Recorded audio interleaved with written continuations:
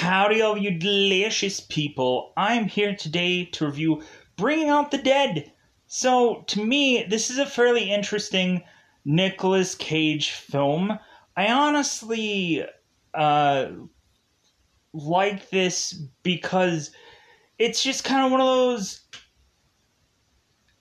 kind of comparisons that I can make with me, because having this person who is a paramedic on the overnight shift, I'm like, well, like I had years before worked in a lot of overnight gigs and a lot of like crack of dawn like shifts, and so really when you're working a lot of overnight shifts or you're working a lot of early mornings, like eventually, because of how just really quiet it is and how like you're very like separated from everyone, and really just also that there are some days and there are some times where you're just like kind of just counting the minutes till you go home, just because like there are some days that are harder than others. I'm not really saying that my life was exactly just like a paramedic. I'm just trying to make a bit of comparisons. But we really start to see these paramedics that are different kinds of craziness, and we eventually like start to like some other paramedics, because it seems there are some paramedics that kind of give you a different kind of flavor. I think my favorite was kind of Ving Rhames' uh, delivery as his paramedic. I thought that he was a bunch of fun in this film, and I think he was a really good breakup between both John Goodman's delivery of his paramedic thing and also Tom Sizemore's also delivery of his paramedic thing, where like we really have these paramedics that are eventually just really wild and really interesting. And that's the thing that I enjoyed about this movie, is just kind of like, like we get like these guys, like of course, like Tom Sizemore's character who plays Tom Wells, like he consistently just mentions that he's like, yeah, like we want more blood. Where's the blood? Like, where's gonna be the next like adrenaline rush thing that we have to do? Uh, Going into this film, we have at some point in time that some of these things start to stay with Nicolas Cage's character, Frank's character.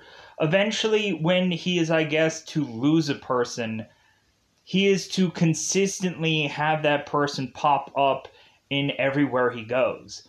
We have Frank, who is Nicolas Cage, who is to eventually start hearing voices and seeing people, and we eventually have some of the other paramedics that are just like, oh, you hear the voices, you're seeing people too? Oh, okay, all right. Like, I was going to think that when Frank was seeing people or hearing voices, I was thinking that here's a way that they probably could have played this movie the entire time. They could have honestly played this movie as if Frank never had a a side paramedic. That Frank was alone in this car every single time, and all of these paramedics were just ghosts of previous things that had gone wrong, or uh, really it could have ended up that every single one of these paramedics, or in some way Frank's kind of guide, there could have been a lot more to this, but the way that this kind of played out, like, was also just a really fun movie.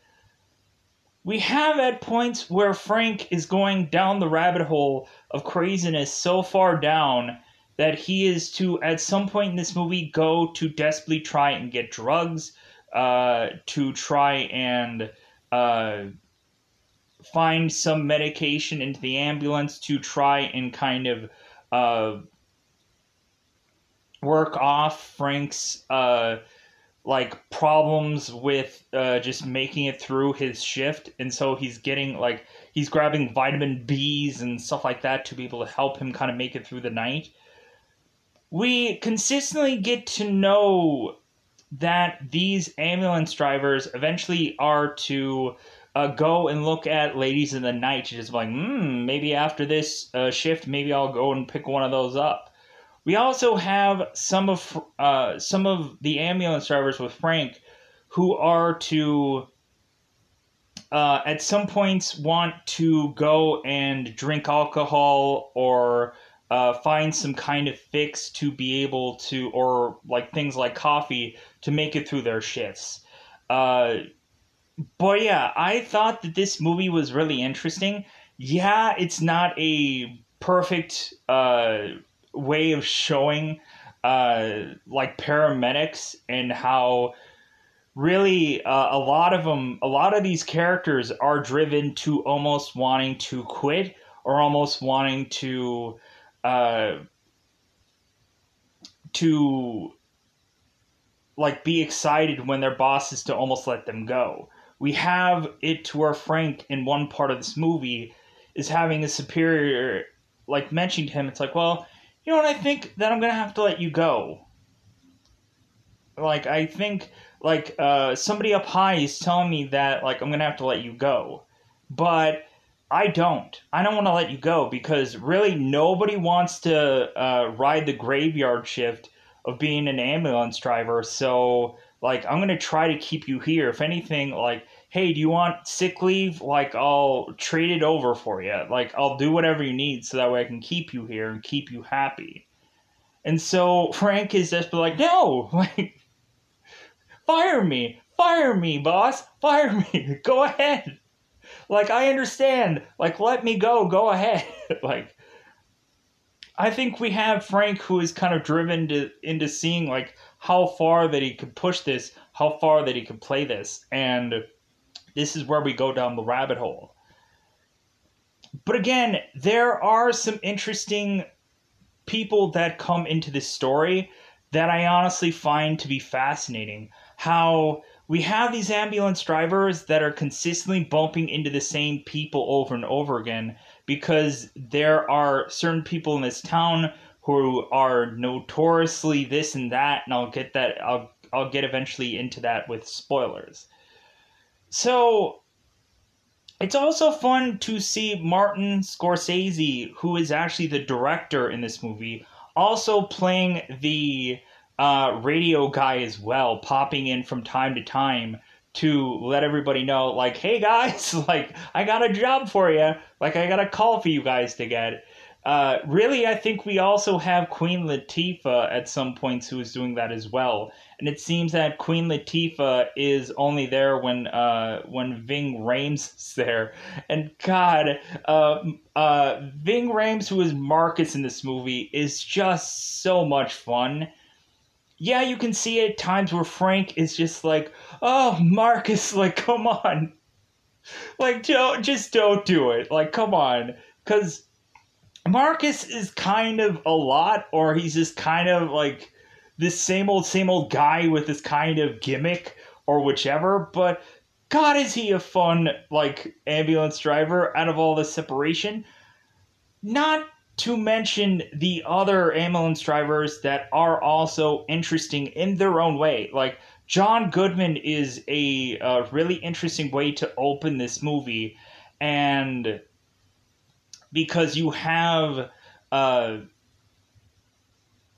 where Frank is kind of the calm one, Larry, who is John Goodman, is kind of the more like vocal and kind of the more upset one, and like that's kind of the interesting way to open up this film. And when we get deeper into the movie, like, eventually we get an escalation of the way that these paramedics are performing, and it just makes for a really good overall, like, kind of starting kind of momentum of this movie.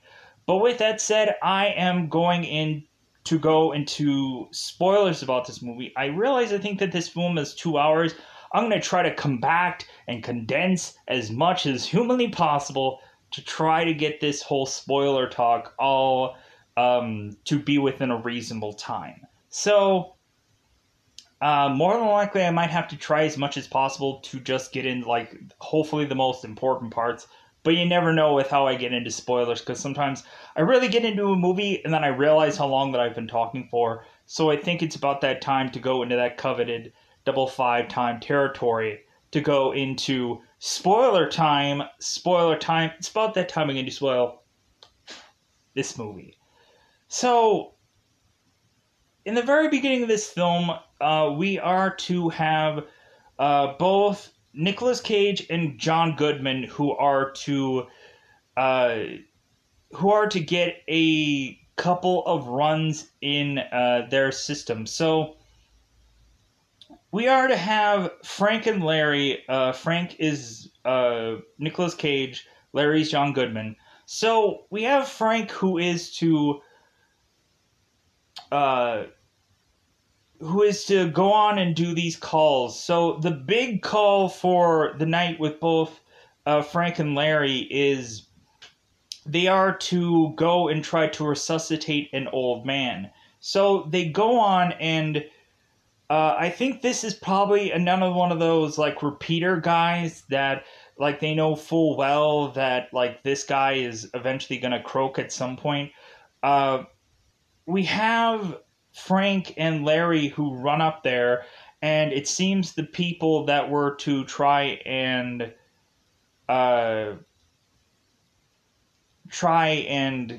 do the call for these people are like, yeah, I think the people over the phone were telling us how to do CPR. We couldn't figure it out. And so we have Frank and Larry who's like, yeah, okay. So we have Larry who starts to pump the chest, and we have Frank who's kind of pushing the thing to give this guy air.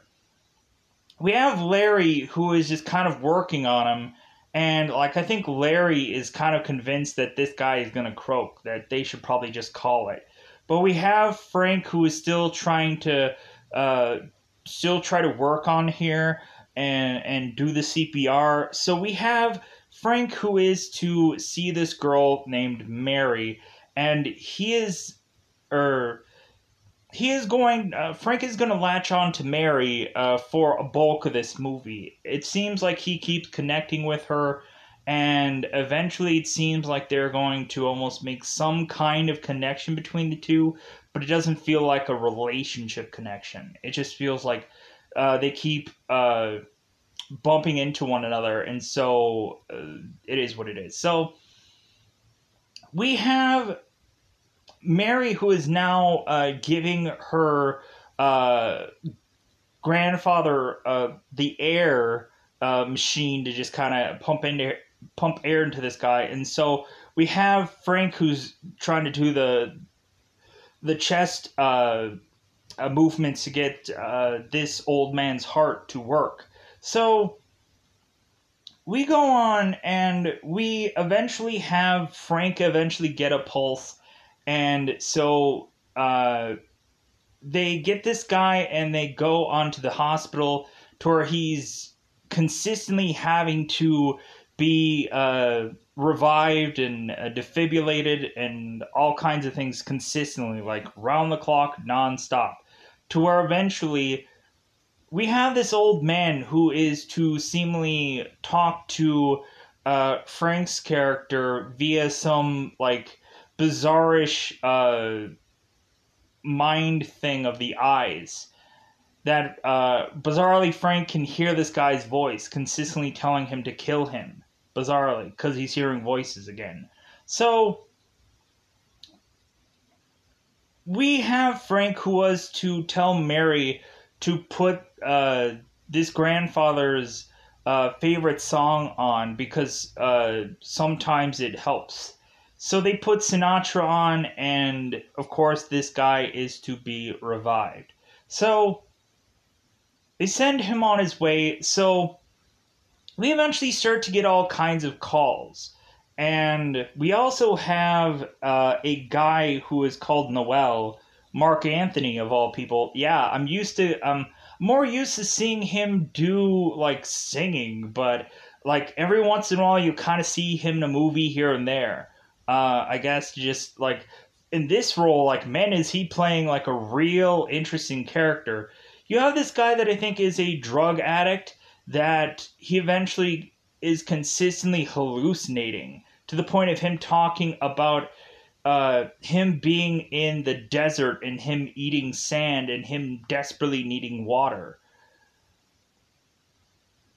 And eventually we are to see this guy consistently popping up in the movie, and the paramedics are just like, dude, I know that guy. Like I've dealt with him before. So push on. So we have Frank and Larry who are doing numerous calls, and there is one drunken disorderly guy who is to drink so much that he blacks out, and this guy is like the guy that they get all of the time. Like this guy is basically just a limo driver for both Frank and Larry at this point. And so this guy smells awful. Like this is the worst smell. They have to try to get this guy out of the hospital so that way he doesn't reek up their hospital. So we have Larry who's like, God, not this guy again. Like, can't we catch a break with this guy? Like, this guy is every night having to get so blitzed that he is to, I guess, also be a homeless guy. And he gets so blitzed that he is to eventually have someone else call the hospital because they think maybe somehow or another that his heart stopped or something else. So this drunk guy goes in the hospital, and so we are to have them kind of wheelchair him out of the hospital, and then eventually they are to eventually take care of this guy eventually. But like there is also a really interesting nurse in this movie who is to be played by oh my god, Nurse Constance, I believe. I could be wrong about that. Nurse Constance. The nurse that is kind of really giving the what for any number of people that consistently come in there. Like, this nurse is kind of telling anybody who's a, like, druggie to, like, you know what, should we be charging you for rent for how many numerous times that you come in here? Like, and we have, this nurse, for anybody that's consistently coming in there, man, is she putting the boots to all of them. Like, it's really interesting to see her just, like, deliver this, like, guttural, like, kind of response to any number of these people that come in. And she's like, oh, hey, crazy. Like, yeah, like, come on in. Like, we'll see you again. Like, and, like, all kinds of stuff that this woman is just trying to, like, shame these people into coming into this hospital because they've consistently been in there, but they've consistently been going in there for the wrong reasons. So we push on. So we have eventually Frank and Larry who are to desperately try to get food. And Larry's like, what should I eat? Should I have like, God, I kind of want Chinese. Like, I kind of want this, like, lo mein thing or something like that. Like, it's like, no, I think he says some kind of like meatloaf or loaf thing, some kind of food of sorts. And so Larry's just going on and on about this food. And so Frank is telling him, it's like, dude, as soon as that food is going to hit your lips, we are going to get called for something.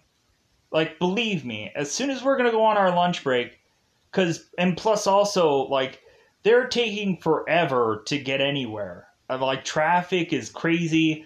Eventually, we have at some point Frank just wanting to put on the sirens just to get through a lot of stuff, in all honesty. Because really, at first, we have Frank who is to see the car of the family driving behind him. And so Frank just turns on the siren, and Larry's looking back, is like, why are you turning on the siren? And And Frank is like, well, I'm turning on the siren for, like, the family back there. And Larry says, like, oh, okay. Like, that's not going to be annoying at all. But okay, sure. So we push on. And so we have Frank, who is to turn on the siren again to try to get through this street so that way they can go and get food.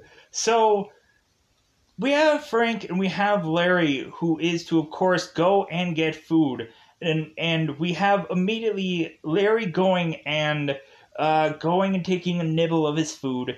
And plus also, Larry had changed from what meal that he wanted because he didn't want Chinese 2 nights in a row, so he mentioned something else. And so Frank is like, whatever, man. Like, we're gonna, as soon as we hit those lips with them, we're gonna get a call.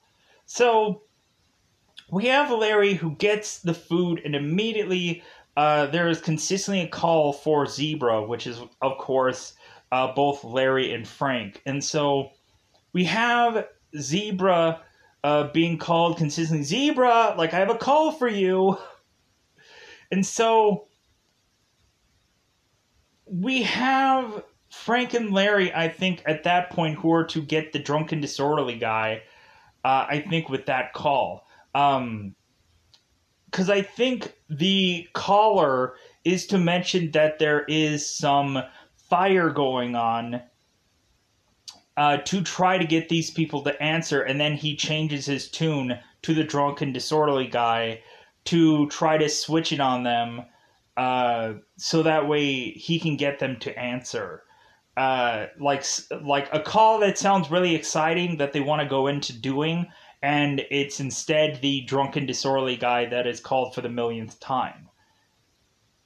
To where almost every single time they're eventually dealing with this guy throughout this movie somewhere. So we are to eventually have Frank and Larry, who are to have some downtime, and it seems that Frank and Larry, like, we have Larry who is talking about that he is taking the chief's exam, that eventually he wants to kind of do his own practice or his own kind of thing to try and just do something different because he's starting to get burnt out from this job. And we eventually have Larry starting to fall asleep and, like, doze off until they are to get a call. So Frank is to eventually go and find there's another call for them to do, and so eventually Frank is to honk the horn like, hey Larry, we got another call there, buddy. He's like, mother. So we have them push on to go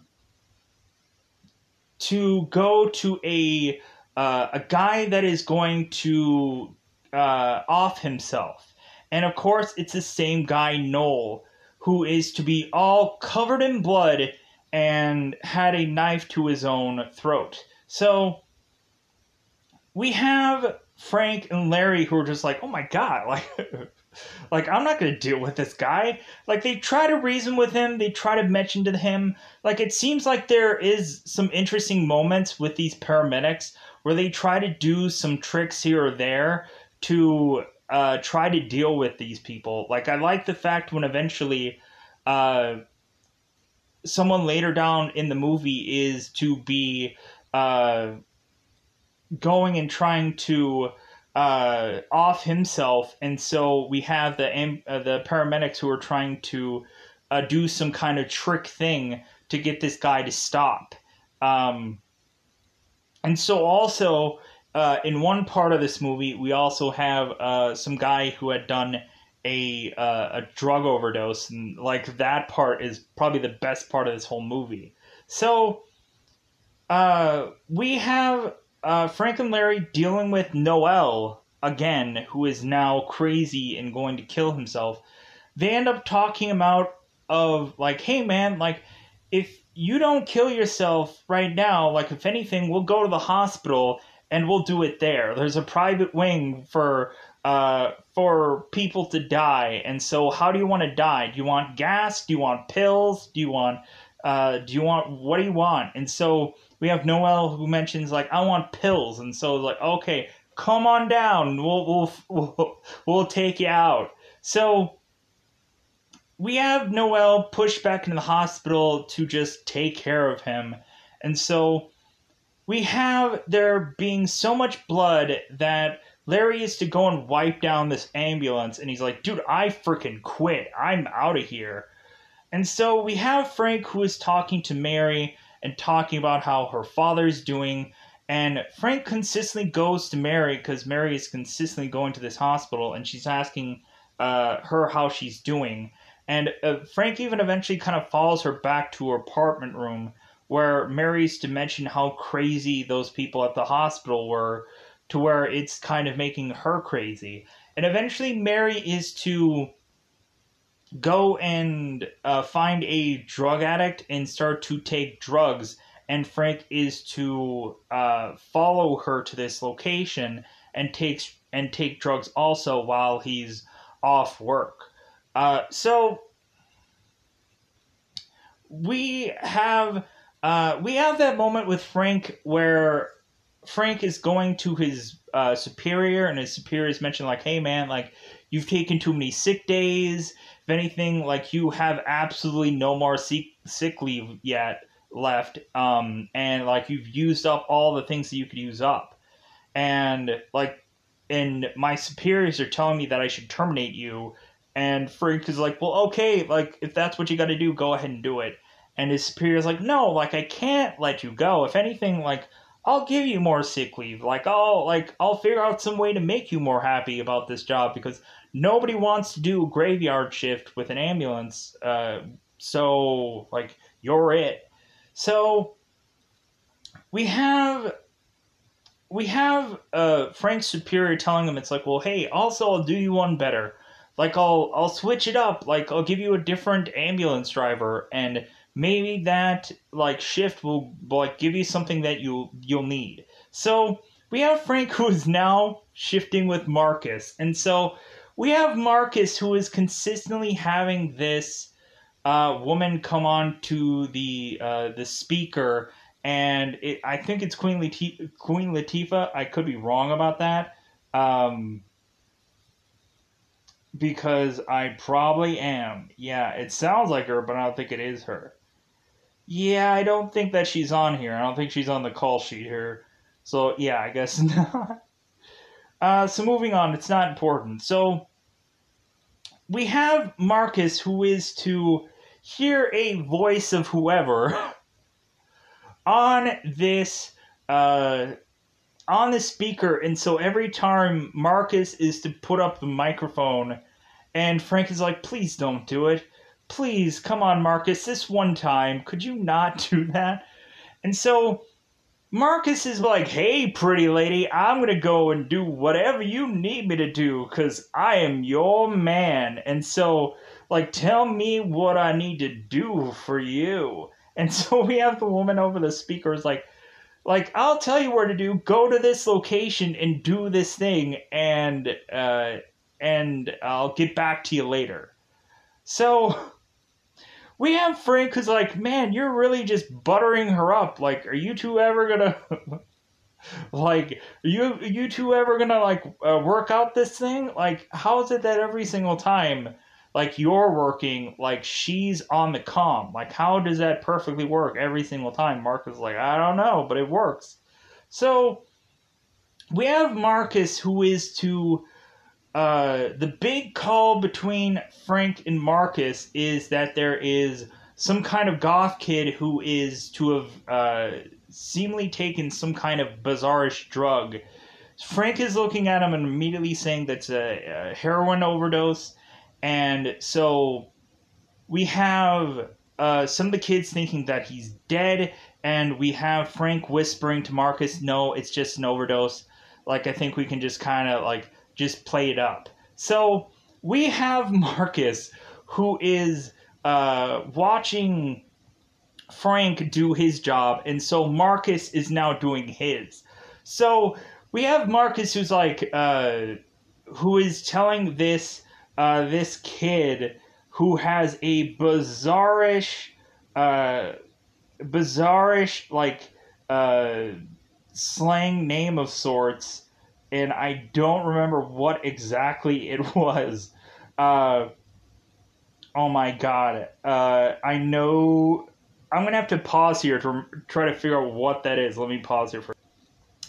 All right, I figured it out. Plus, on top of that, I was actually correct. That actually was Queen Latifah. I scrolled through the cast. I'm like, oh yeah, like she was. That was Queen Latifah. God dang, am I just good with voices? Because you never see her face in the movie, but like, yeah. So we have Marcus who is wanting to get everyone's hands together, and Marcus is to pull off some preacher like moment.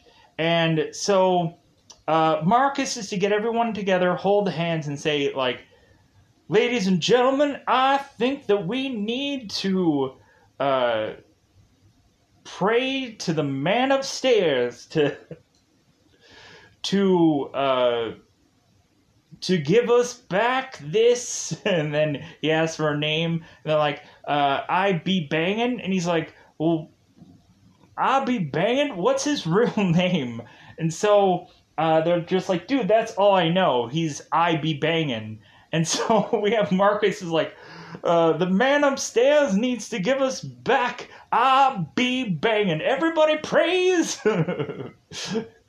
Everybody praise that we will resurrect I be banging. And so we have Frank who is to give Marcus the thumbs up. And so shortly thereafter, we have I be banging who ends up waking up, and Marcus is like, praise the Lord. Like, we have resurrected I be banging.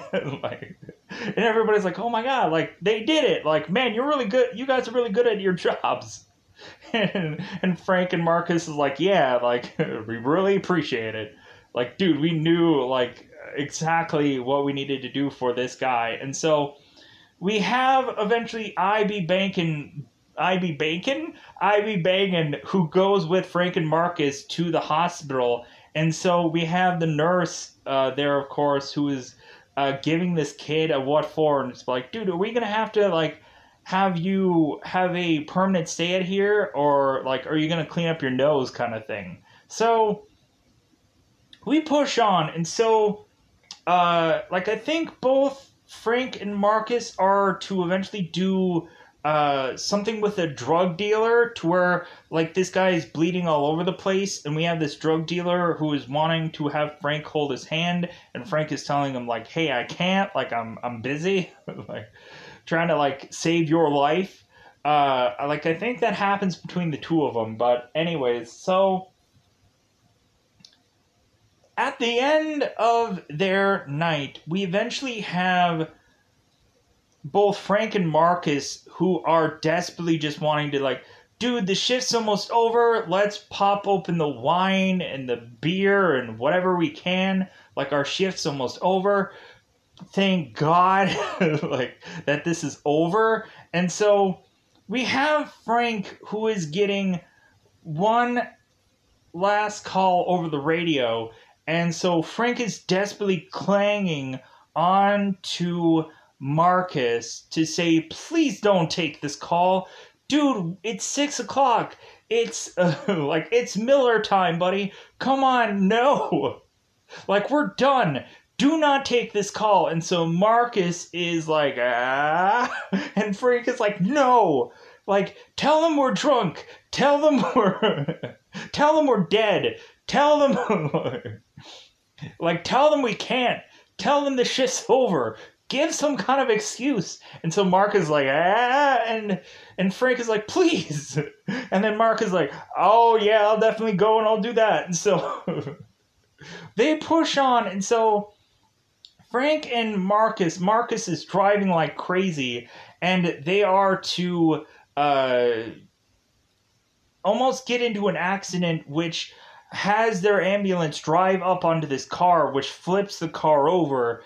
And so both Frank and Marcus are trying to get out of the ambulance, and Frank is just like, dude, I'm freaking done. Like, I think I want to quit now. Like, I think I'm just that far gone.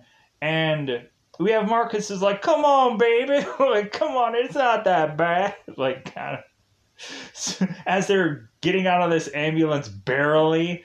But yeah, like, Frank does not quit there. So we push on to the real true tail end of this movie. So Frank was to go with Mary to see these drug dealers, and eventually these drug dealers will play at some point into the calls of which that both now Frank and Tom are making. And so we have Frank early in this movie when he is with Larry go and see his old partner called Tom Wells. And so Frank and Larry are to eventually go with Tom Wells to go on to try and do some call. And so we have Frank and Tom who are partnering up, and Tom is mentioning, like, yeah, it's so good to be back with you again. Like, it's like old times. And Frank is like, yeah. So we really see Frank slipping at this point, where we have Frank who's grabbing like vitamin B's and all kinds of things just to make it through this shift. And so we have it to where Tom is consistently mentioning that he wants something bloody, like he wants a call that like has a big amount of blood, so that way they can really do something interesting with their night. And so eventually it kind of gets to it mostly being a slow night, but we have Tom who is to eventually see Knowles kind of just hitting cars with a bat. And so Tom is like, you know what? Like, I finally want to take care of this guy. Like, I finally want to be able to take this guy out for a night. Like, so how about this? Frank, how about you go and talk to him about baseball, and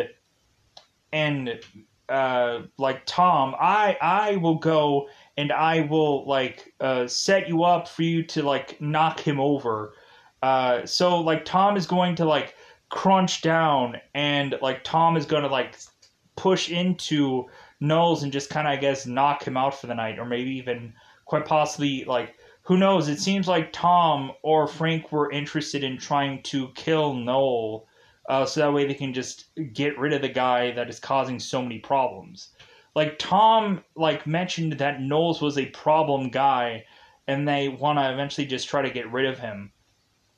So we are to have Frank, who is within this call, he is freaking losing it, and he is to consistently see at some points in this movie a girl that he had lost, a girl that had died via one of his calls, and every single time it is haunting him, to the point where it's like haunting him even in his dreams. And so we have Frank, who is starting to see all kinds of things and talking to people who he thinks is talking to him. And so Tom is like, hey man, like, what's up with you? You hearing voices? And Frank is like, yeah, and they're telling me to kill you. And so Tom is like, whoa there, buddy. And Frank is like, no, I'm just kidding. And it's like, hey, hearing voices? Yeah, hearing voices. Yeah. So we push on. So we eventually have, of course, a bloody case, which Tom wants. So we are to have both Frank and Tom, who are to be accompanied by this police officer, who is to be a person that's going to take fairly too long to scroll down to try and find. So it's a police officer of sorts, because it's going to take way too long to find this person. Whoa. Cop and elevator. Mother! Even when I try, it's pointless, because he's just the cop in the elevator. Mother! So we have both Cop and Elevator and Frank and Tom going up to supposedly a drug deal that had gone bad. So we are to see eventually all of these guys taken out. It seems like a lot of people are already dead, and there are some people that are almost dead. So we have Frank, who is to see Cy Coates, this drug dealer that Frank had met with Mary, is now a person that is from a couple of stories of where this deal had gone horribly awry, because this guy had put a fence from a balcony through his chest to where he's just kind of stuck there. So we have Frank, and we have Frank talking to Cy, and we have Cy who's like, man, like, because he's just kind of really hanging halfway off of this fence, and he's having troubles eventually balancing his head. So we have Frank who's telling Cy, he's like, yeah, like, we're gonna have to cut this fence because it's like a metal fence. That's why he just kind of, the guy just went through a portion of this fence, and like, he can still be able to live after this. So we have Cy mentioning how, like, he had seen a movie where some guy had jumped from a balcony and he had done really well. Well, supposedly that guy was really fat and Cy was really skinny, and so Cy went a little bit like further because of how skinny he was compared to the fat guy that just immediately just sunk. So we have Cy who is to need Frank to hold his head up, and so we have these guys who are sawing through these people's fence, and so we eventually have Cy, who is going to the hospital, who's going to have to wait for a fairly long time to eventually get anyone to see him. And so we push on towards the fairly end of this movie, and plus we also, like, Tom really gets really bonkers and really bananas through this shift of him and Tom. And I think, like, that's like a really interesting part of this movie, is just like eventually when Tom is almost near to snapping and losing it. So we have Frank, who is to go on to see Mary's grandfather, and so we have Frank, who just puts on every single medical piece that this guy has, puts it onto him, and so when this guy flatlines, we have Frank who just puts all of this stuff back onto this grandfather. And so we have this nurse coming in, who I think I know from Scrubs, who I guess is in this movie. So we have her who is trying to revive this guy, and he has already probably been coding for a while. He's been dead for a while. And so we have this guy who is to die. Like, it's interesting when Frank had seen this guy once before, and this nurse is seeing this grandfather like keeling over, and so she runs to try to revive him once before, and so she gives Frank the defibrillator, and we have consistently Frank hesitating about using the defibrillator, to where the nurse is like, give me the defibrillator. Like, I've never used the word defibrillator, I don't know how many times in my life, because normally when I have to come up with this word, I always forget what it is. But this time, in this movie, I actually remember what it frickin' is. Isn't that great? Isn't that a coincidence that, like, in the one movie where I have to know what it is, now I remember it, but any other times that I have to say this, I have no clue what it is. I don't remember what it is.